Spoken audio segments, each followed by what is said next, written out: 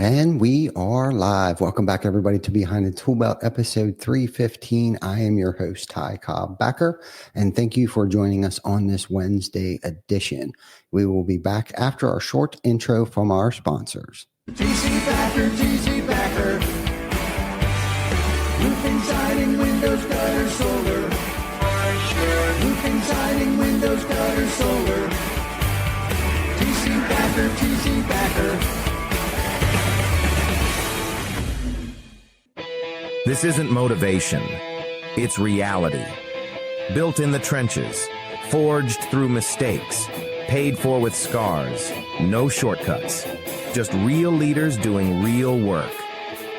Every week, we pull back the curtain on the weight of real leadership. If you're still standing, you belong here.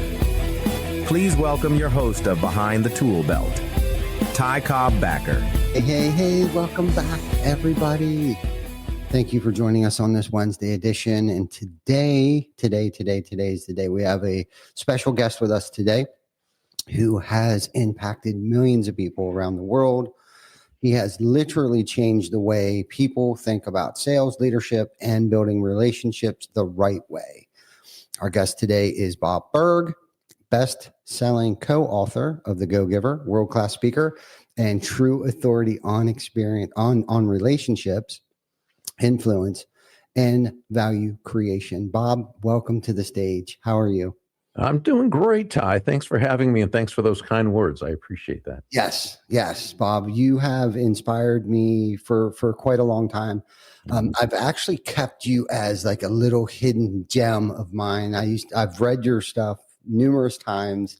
I usually share with everybody what I'm reading, and your stuff has been something that I've kind of held on to. However, I have shared it with, family and close friends and stuff like that, because I wanted people to think that I was smarter than I really was, regurgitating, a lot of your stuff. However, the cat's out of the bag now. Well, you'd be amazed at what I regurgitate. So yeah. And that's any new ideas. No doubt. Right. Yeah. Yeah, for sure. But funny story. How this all came about with me getting introduced to you was through my business coach. His name is Tony Wally. And you have been on his show actually. And I was telling him about how we were attending a networking event. And I was telling him how, I used the Bob Burg approach and sprinkle a little Grant Cardone in the mix, when I attend these things. And he was like, "What do you mean, Bob Burg?" I'm like, "Well, endless referrals." And he was like, "What? Endless referrals?" I was like, "Yeah." And I actually have the book on my shelf in my office because I study it and have studied it, at least the revision of it, the 2006 version of it. And he was like, "Bob's been on my podcast." I was like, "Get out of here." And he was like, "Yeah, you want me to ask him to come on your show?" And I was like, "Absolutely." So here you are. And, thank you for coming on. And I just want you to know, that you not only have inspired me, but, have reshaped the way that our culture, our company, has operated over the past several years. So thank you for that. Thank you. Wow. That means a lot to me. Thank you. Yeah, for sure. You've definitely you've impacted a lot more people than you know. So, the one thing that really resonates, with our audience that's in construction, reputation is everything. You can spend money on marketing, but referrals are what really build business long term. And a lot of contractors are great at their craft and what they do, but they struggle to become that first call in their community. So what are some small intentional things that contractors can do to become the go-to referral partner in their community without spending more money on marketing? Yeah, well, one of the things you just said is really key, and that is they're great at what they do, right? They're true craftsmen. The sales aspect and the relationship aspect, a lot of times is just something they wish they didn't have to do, right? The challenge is it's a very important part of what they do. So it's good to be able to develop those skills. Now, the big thing I think is sort of reframing it from having to, brag about myself and have the gift of gab and, hand slap and handshake and do all that stuff, to just kind of asking other people questions about themselves, taking the pressure off of you. And see, that's something, and that was really when I wrote Endless Referrals back in the first, it came out in the early 1990s. It was really to share with salespeople and entrepreneurs who didn't feel comfortable. They knew they had a great product or service, but they didn't feel comfortable with the relationship development. And it was to say, hey, you don't have to be the big talker and the extrovert and the whole thing. Just focus on that other person. Get into one-on-one conversations. Ask questions about them. How did they get their start in business? What do they enjoy most about what they do? And then what I call the one key question, how can I know if someone I'm speaking with would be a good prospective customer for you? Mm-hmm. And it's amazing, by just taking the focus off yourself and not thinking you have to be the thing, right? Mm-hmm. How you just create these great, you attract people to you. That's what happens. Yeah. Yeah, no, I agree. It's not necessarily about the sale.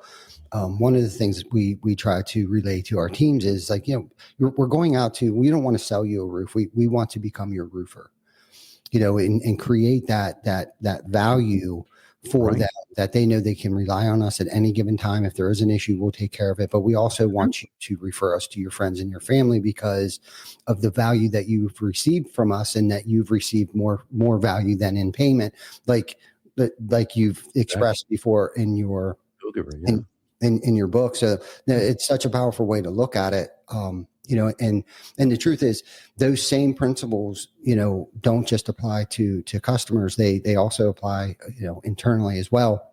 And in construction, it's such a high pressure industry, tight margins, deadlines, labor challenges.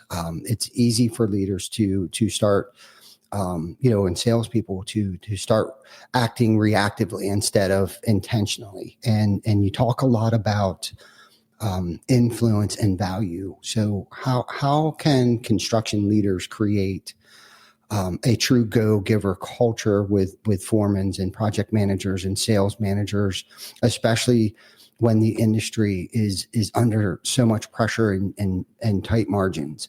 Mm-hmm. Well, the pressure is going to be there. The tight margins are going to be there. So those are out of your control. Mm-hmm. So the only thing you can do is focus on what you can control. And what you can control is the relationships. Okay. So those in your team, and when we talk about influence, really by definition, influence is simply the ability to move a person or persons to a desired action, usually within the context of a specific goal. But the thing is, Ty, while that is the definition, it's not really the essence of influence. The essence of influence is pull as opposed to push. Right. We've heard the saying, how far can you push a rope? And we know the answer is not very, well, at least not very fast or very effectively, which is why great influencers, what John David Mann and I would call genuine influencers, don't push. They don't push their ideas on others. They don't push their will on others. They don't push themselves on others. They're not push-y. You never hear people say, wow, that Dave or that Mary, she is so influential. She has a lot of push with people. No, she's influential. She has a lot of pull with people. So the question needs to be asked, well, how do you manifest that pull? How does that happen? And again, it comes down to you're internally focused, are internally motivated, but you're outwardly focused. So when you have a team, you need to help bring their commitment to your idea by not focusing on you, but focusing on them.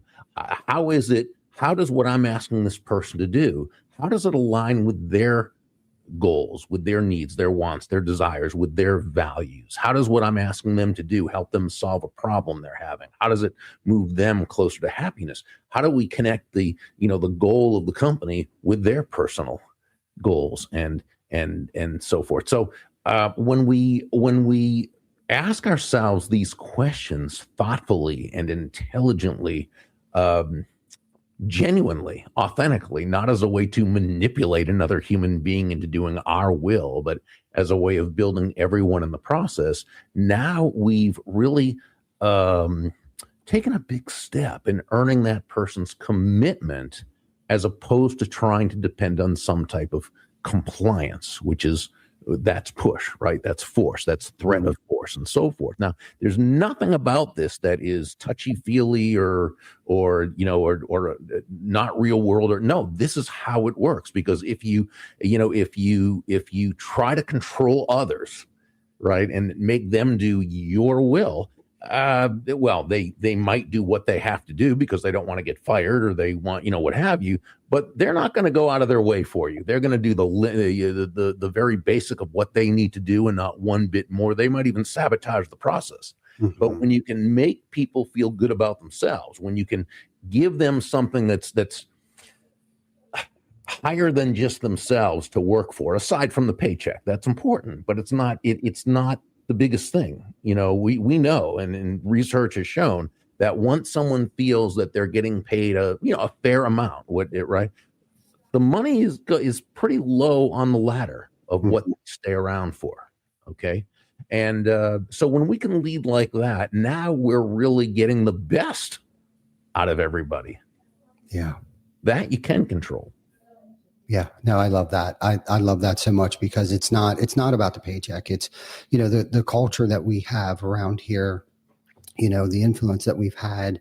We do a lot of community events and charitable events and things. That's actually how this podcast got started, was to promote a charitable event that we were participating in. And we have found when you can give people purpose, right, it's much more than just a paycheck. It's the tip at the end of the week from just showing up and impacting other people's lives around you, and not just necessarily the community, but those that you're co-working with. Yeah. Right? Like, I do such a great job that they still have a job today, and then vice versa. And if you can kind of create that cohesive relationship amongst the coworkers that, they rely on me. And it's like, we don't worry about like what time you necessarily walk in the door, because they put that own pressure on them. If they're running late, it's not because they're letting me down necessarily. It's just, they know they're letting their teammates down. So, well, that's a great culture you've developed. That's exactly, Bob Chapman, in his great book, Everybody Matters, he's the chairman and CEO of Barry Waymiller, which is a massive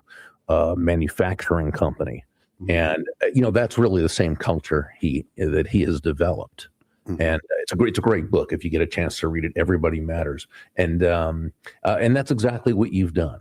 You've created a culture where people are part of something that, again, is bigger than just themselves, right? They feel, and this is by the way, this is a very, very basic but important element of human nature, that most of us as human beings want to feel as though we're something bigger, part of something bigger than just ourselves. So you're really tapping in a great way there. Thank you. And a lot of that influence has come from Simon Sinek, Leaders Eat Last and Start With Why. Yeah, and he features Bob Chapman, by the way, in his book, Leaders Eat Last. Yeah, exactly. Yeah. That's so what made a lot of simpatico there. Yeah, because I could tell you recognize the name Bob Chapman. Yeah, when I said it, and yeah, he was featured in Simon's book. Mm-hmm. Yeah, I love that. I love this conversation, because it shifts leadership's thinking from short-term thinking to long-term impact, and really that's what this is about. That's our purpose. Our purpose is to have a positive impact, and a lot of business owners start out, trying to just survive. And I was that guy. I was trying to survive. I had a point to make, and I was just trying to really make ends meet. Mm-hmm. But at some point in time, you start to question, there's got to be something bigger out there than just revenue. And for a business owner who wants to build something that lasts, not just income, but reputation, what does success really look like through the go-giver lens? Yeah. I think success first of all has a lot of definitions, and I think when it comes right down to it, it's very personal. It's what someone holds to be of high value, and it's not and it's being able to realize that. So let's say take just success on a basic level. It can be the accomplishing of a certain goal. Okay. So you want to drop 10 pounds in 3 months, and you do it. Well, you're successful. Okay. Now, if you drop 9 pounds, well, you were 90% successful. I mean, again, so that's just dictionary definition. Then you got definitions like the great Earl Nightingale, who said success is the progressive realization of a worthy ideal, which I think is fantastic, because first, it's not necessarily the result, it's the progressive realization. Okay, so in other words, as long as you're moving towards something, you're progressing to it, okay, that's success. But then of a worthy ideal. So being the number one, drug dealer on your corner, that's not a worthy ideal. That's not success, right? So there's lots of definite. John Wooden, the famed coach of the UCLA Bruins, who for a long time was the winningest coach ever, and I think, what did he have? I can't even remember now how many titles in a row, NCAA titles and so forth. Do you know he never actually focused on the win? He focused on the process. Steve Jameson wrote a great book about him. If you ever get a chance to read it, it's fantastic. But he took care of all the details. He was focused on all the things he could control, right? Which we come back to that. Mm-hmm. So the process was it. So his his definition was it was something like the a feeling of self-satisfaction in knowing you did the best you could to live up to your potential. That was success. Mm-hmm. So, it always, I always look at something like happiness, right? What is happiness? It's a genuine and ongoing feeling of joy and peace of mind, the result of living congruently with your values. So, if you, in building a business as you've built, which is a very go-giver way of building it, and you've got people who, first of all, you're providing your customers and clients with a spectacular job. They feel great about not only the intrinsic value of what you've done, but everything in terms of the client customer experience, right? Mm-hmm. You know that you've been able to help a lot of families support themselves because of the people you employ, and you've given people who work in your company a place they can feel good about being part of. Well, to me, that's success. But again, we all have our own individual meanings toward for what it is. For sure. And you defined it in such a beautiful way, because I think a lot of people, when they hear the word success, they think right away financial success. That's one form of it. Yeah, it's definitely one form of it. And I love how you said that it's a personal thing, right? It's personal goals and achievements and things of that nature, and just having a healthy, household and family and support. Oh. Exactly right. It makes me the wealthiest man in the world. Like, to wake up Christmas morning and everybody's happy and healthy, and they're giving me crap because I'm the last one opening up my gifts, because, and they're stacking up, and everyone's got, they're finished ripping open their packages, and that I'm fulfilled. I feel so fulfilled. And that's just one of many examples for me for success. And like you said, building a successful business isn't how much revenue we make or what the profit margins look like. But, and don't get me wrong, that's important. That is part of it. Sure. Yeah, that is very important. So we can continue to keep. It's not the entire picture, right? No, it's everything that goes into it. And I'm going to brag a little bit. I'm getting inducted to the president's seat for our local builders association here next Wednesday. Yeah, awesome. Congratulations. Thank you so much. And I would not be able to do something like that. I wouldn't have the bandwidth to devote and volunteer, because it's all volunteer work, if we didn't have the successful team that we built here at BC Backer. I wouldn't even consider doing something like that, because it does require a lot of my time, bandwidth, and I'm sure it does. And but because and again, that's just I'm elaborating on one more piece of the success puzzle that we've been able to form. And like I said, early on in my career, my success was to just beat down my competitors, and my mind shift, the paradigm shift came, years later. Probably about a good 4 years into it before I actually started to realize what purpose was. Mm-hmm. And is, and it's funny because a friend of mine actually turned me on to the Go-Giver. And, it was one of those, when I opened the book and I started to read it chapter after chapter, it not only was opening my eyes, but it was it was clarifying that, yes, I'm on the right path. You can find success in the way that we're trying to do this. It's not, it's people over profit. And of course the profit just comes when you kind of reverse that role. Like that. And it takes time for someone that really has purpose, that is purpose driven. Well, what you said really makes me think of, and John David Mann, my awesome co-author and really the lead storyteller, he's such a brilliant guy.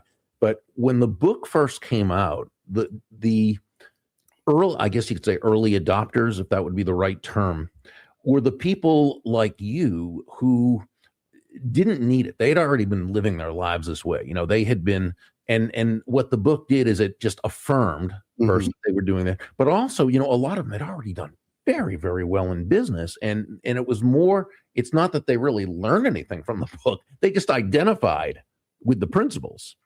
And that's what they wrote to tell us. But here's the thing, they'd say, but nobody on my team believes me. And now why? Well, because we're all brought up with this idea, right, from everything we see on television and the movies and the media, that the wealthy, successful people are the evil, horrible, right? And so that's what people think, right? So they would use the book. They would buy books for those in their organizations, basically just as third-party credibility, because we're telling them the same thing they always told them. We're just not them. So you know how that works, right? But so we always love to hear that when someone says, and I can't tell you how many stories we've heard of people who, when they started out, that's how they wanted to do business. They were dissuaded from doing that. And then they read the book and they said, oh yeah, well, I can do it this way. Right. Yeah. And so, that's always a nice thing to hear. Absolutely. It is. And it's definitely in all of your books. You've been, and the ones that you've, co-authored with John and, all of your other literature and stuff too. So, over the years, as you've been able to observe leaders across the industries, and generations, and you lived a lot of this yourself. Looking back over your career, what is one mindset shift you wish that you and other leaders would have adopted sooner? Well, I think it's learning gradually, because you said, the first few years you had your own. It was the same. I mean, I think as we're younger, we start out, we're doing things, we just, we're not really thinking that deeply until we learn. So, I mean, I think, I remember one time I was in a sales slump with a company where I had just started working in sales, and I was so focused on myself trying to get out of the slump, I wasn't focused on my customers, which of course I should have been. And fortunately, there was an older guy at the company. He wasn't even in the sales department. He was I think he was an engineer, and he retired soon after. And he, fortunately, I think he saw something, in terms of potential in me that was worth his time. And he asked if he could give me some advice. And I said, yeah, please. I need it. And he said, Burg, if you want to make a lot of money in sales, he said, don't have making money as your target. Your target is serving others. Now, when you hit the target, he said, you'll get a reward, and that reward will come in the form of money, and you can do with that money whatever you choose. But never forget, he said, the money is simply the reward for hitting the target. It's not the target itself. Your target is serving others. And that was a huge shift for me, right? And this is where, and John came up with this, I use this all the time, but John really is the one who came up with this. He said, money is simply an echo of value, right? And it makes sense, because you think about it, people are not going to buy from you because you have a quota to meet, right? They're not going to buy from you because you have a sales goal, or you need the money, or even just because you're a really nice person, right? People are going to buy from you because they believe they'll be better off by doing so than by not doing so. So when you think about it, the most self-interested thing that we can ever do as salespeople is to take ourselves out of the picture and focus totally on this other person, right? And discover, this is why the discovery in the sales process is so important. Discover what they need, what they want, what they desire. Again, what challenges do they need to overcome? Now we're creating that context for success. Yeah. I love that. I love that. The exploration of finding out what they actually need and what they're looking for. I mean, and that's ultimately at the end of the day, nobody wants to buy from somebody who's desperate, Mm. and they can sense desperate, Oh yeah, we used to call it commission breath back in the day. Yep. I've actually heard that before. It's been a long time. Yeah, you're right. You're right. You can't be desperate. And when you go in there and you honestly, genuinely care about them and whatever it is that they're seeking and their issues, and sometimes they don't know what that is, but that's where right. That's right. You just got to be quiet and listen, Mm-hmm. and discover that. You called it the discovery. I love that. And once you discover what that is, then give them, some options, find out where they're at, what's their budget, and that's what we do. That's one of our niches. A lot of roofing contractors, we got aerial measurement tools now today, and you don't even have to go out to homeowners' houses anymore to give them a quote. The technology has advanced so much, but we're kind of old school here. I like to get out. I like to have our team get out there and really inspect the property. Like, what is actually going on here? What caused your roof to fail maybe prematurely? Where's the cause? What is the cause of the leak? And get down to the root problem of it. And not everybody needs a roof. They think they do. A lot of times you don't even need a roof. You can, rejuvenate it. We can do some repairs and extend the life of another 8-10 years in some cases, and again, it's because leadership here isn't desperate either. Yeah.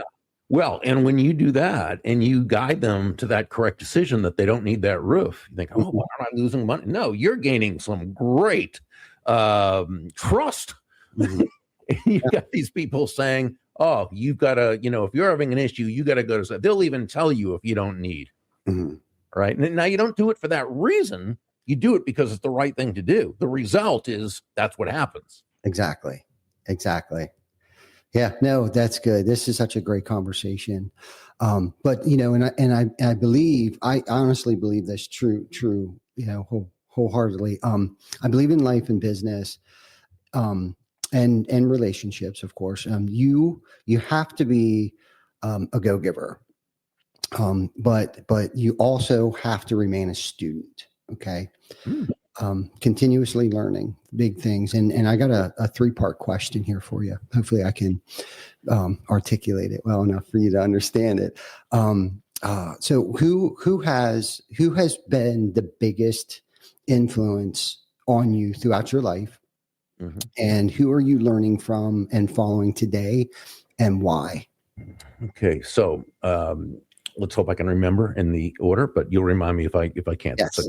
Okay. So the first one, my dad, definitely the biggest hero and mentor. Both. I mean, I was blessed to be brought up by 2 great people. So how fortunate, right? And so, but my dad was really my mentor. He was the guy I tried to embody the way he dealt with people, and just the guy had the greatest gift of people skills, and it came from genuinely caring about other people, right? I mean, so I try to emulate him as much as I can. Who am I learning from now? I learn from people like Kim Angeli and Jeff West, 2 people who I partner with on certain things. They're so very wise. Kathy Tajanel, who's been a business partner of mine for years and years. There's so much to learn from her. I read books constantly. So I'm always learning from people that I either don't know personally, and some of them I do know personally, and I'm very fortunate to do that. So yeah, I mean, that's a work in progress. Mm-hmm. That never stops the learning. Yeah. And then the third question, I'm sorry, and why? Just why? And honestly, it was more of a personal question, because what I've gotten into the habit of is asking people, like, who are they following, or what books are you reading? And that's where sometimes I find good educational or books from people. So that's kind of why I asked you the question of, like, who are you learning from today, and why? What impact have they had on you, for the reason why you wanted to follow them? Well, I'll tell you a book that I read that I refer to people all the time. Mm-hmm. And I read it pretty constantly, about a chapter or 2 a day over the course of about a year and a half. It made that big a difference to me. It's called Living Untethered by Michael A. Singer. Now he has 3 books that are pretty well known. The first one, the most well known, is The Untethered Soul, which is a great book. He also had The Surrender Experiment, great book again. But I think this third one, Living Untethered, I think is really the most important personal development book I have ever read in 40 years of studying this. Wow. And because it really helps you to understand the relationship that you have with yourself, with others, with the world around you, why things are a certain way, what is in your power to control and what is not, and how to be comfortable with that. So that is a book I absolutely would recommend to anyone and everyone. Wow. Okay. Well, thank you for sharing that with us. Yeah, that was my ulterior motive. There was to find out, where you're at and how you're getting there. That's great. That's great. And sometimes, I've learned too.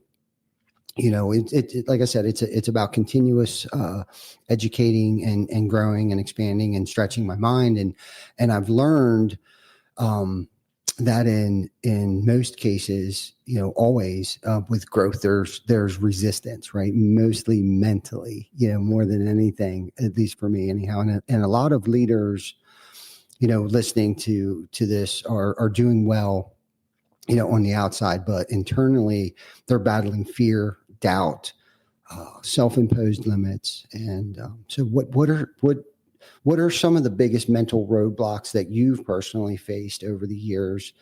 And what did you do to work through them? And what do you do to keep them from creeping back in? Well, I mean, I think, we all have our individual challenges and fears and self-imposed limits, just like you said. I think the first thing we've got to do is to recognize them. Because the worst thing that we can do is live with something and have it running our operating system, if you will, and not know that it is. Yeah. And, we all grow up and we live with a certain set of beliefs. And now this is based on a whole lot of things: our upbringing, environment, schooling, news media, television shows, movies, popular culture, everything, all the experiences we take in. We live our lives seeing the world a certain way. Our belief system. Most of us, we grow up and live a life ruled by an unconscious, and this is the key, an unconscious operating system, right? Thinking that we are making choices out of strength and thought, when in reality, we're typically making choices within a preset matrix, if you will. If you remember the movie The Matrix, right? And instead of machines, it's our belief system. So we're not even aware. So let's say somebody has a belief that people who make money, we were talking earlier, people who make money are horrible, ruthless, dishonest, blah, blah, blah, blah. Now that's unconscious. They're probably not really thinking that. Okay. So if they want to earn a really healthy income and they've been brought up consciously believing in things like honesty and integrity and kindness and things like that, okay, you've got your conscious fighting your unconscious. And we know that in that battle, the unconscious is always going to win because we're not even aware of it, right? So the first thing is if someone's continually sabotaging themselves and not earning, what they should be based on the value they're giving and blah, blah, blah, blah, it's saying, okay, this is an issue. I'm keeping prosperity, let's say, from coming to me. Why? Mm-hmm. What's the premise of this? What's really going on now? If you can learn it from books or a coach or a mentor or from professional counseling, whatever it takes to do that. But I think the key thing is to first be able to recognize what it is that's holding you back. In other words, making the unconscious conscious. It's only from that place you're in a position to now improve and overcome that. And then you do it. Then you do whatever work it takes to make that happen. That's also why I love the book Living Untethered, because he talks a lot about, happens to talk a lot about that in the book. Wow, that's good. That was a great response. Actually, I was hoping it didn't get too personal on you, but you took it. You took it to a different level to hopefully get our viewers and listeners here to really tap into some of those unforeseen things that are there that aren't really there potentially. Because, but the one thing that really stands out to me, Bob, from this conversation is that success isn't about taking more. It's about becoming more. Okay. Being a go-giver isn't a weakness. It's No, absolutely not. not even close. It's leadership, and it's, staying a student, keeping grounded, hungry and intentional. And I truly believe that as a leader, our job is to bring the right energy into every room, with our teams, with our customers, with our community. And when we lead with value, humility and service, and then everything else follows. One last question for you here, Bob, before we got to go here is, is there anything else that you want to leave our guest with before we sign off here? No, not really. You've done a fantastic job and asked some great questions, and it's been a terrific conversation. I've enjoyed myself immensely. Yeah, me too. Thank you. Thank you so much you've been, like I said, you have no idea how many lives and people's, that you've impacted, especially over here at TC Backer and Behind the Tool Belt and all the other companies. But it has been, incredible. And what I love about what you teach is that it works. It's not just theory, but in real world, on job sites, in sales appointments, in leadership meetings. You've reminded us that success isn't about closing harder. It's about serving better. It's about leading with value, and building trust and playing the long game. And so, to anybody listening out there, if this conversation hit home, do yourself a favor and pick up the Go-Giver. Don't just read it, apply it, because when you lead with value, the results will follow, like Bob said. Bob, thank you for your wisdom and your humility and the impact that you've made on myself and leaders around the world. We appreciate you so much. My pleasure. Thank you for having me. You're welcome. Thank you. And anyone out there listening, keep building, keep leading, keep learning, and keep giving value. This is Behind the Tool Belt. See you guys next week.